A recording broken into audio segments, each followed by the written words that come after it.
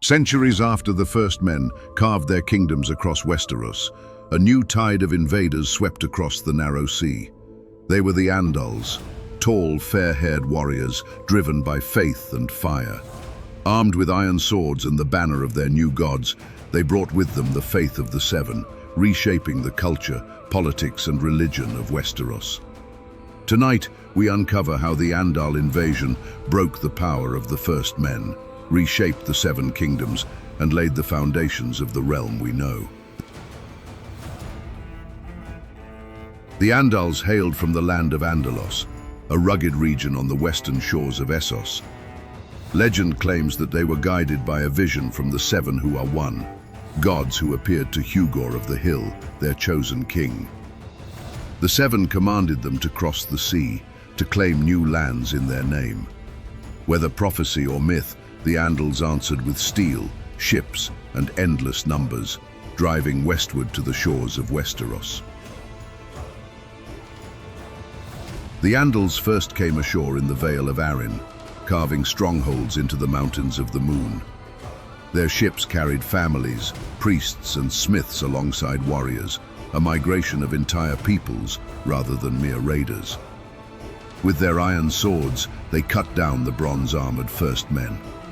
From the highlands, they spread outward until the Vale was theirs.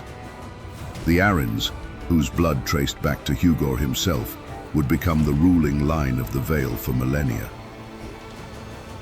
From the Vale, the Andals pressed into the Riverlands, a land rich but fractured among many petty kings. The newcomers allied with some first men houses while extinguishing others, blending marriage with conquest.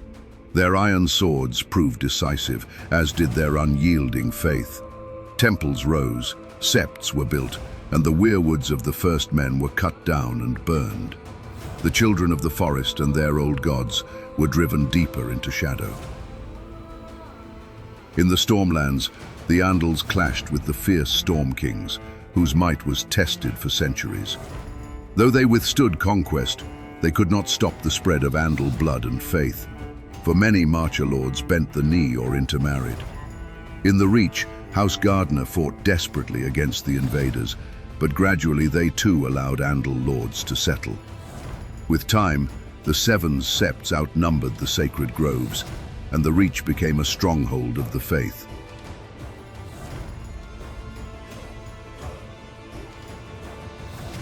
The Iron Islands offered little welcome to the Andals. Though their longships raided, the Ironborn clung fiercely to the drowned god, resisting the Seven, even as some Andal blood mingled with their own. In Dawn, the Andals found harsh deserts and stubborn kings. Many Andal adventurers perished, unable to master the sands or overcome Dornish unity.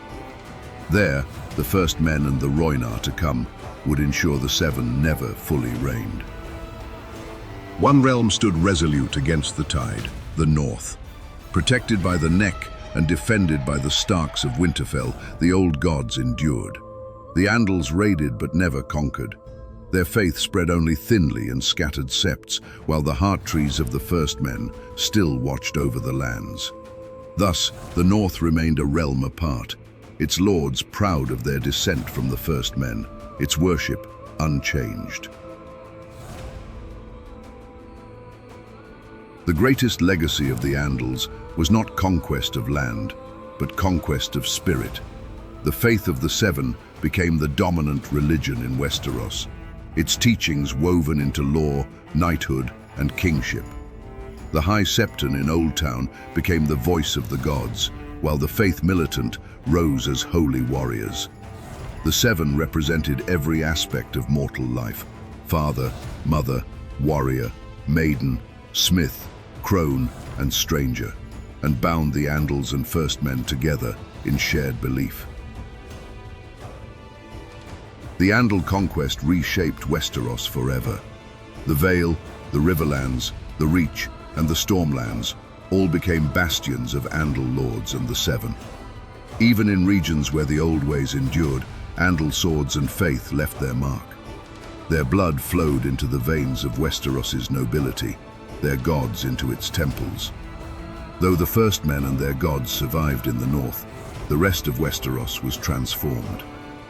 The Seven Kingdoms, as they would one day be known, were the children of the Andal invasion.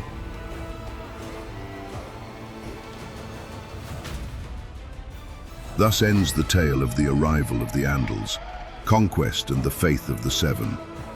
From Hugor of the Hill's vision to the fall of the First Men's sacred groves, the Andals reshaped the very soul of Westeros. In our next episode, we sail south with a legendary fleet, 10,000 ships, Nymeria and the Rhoynar.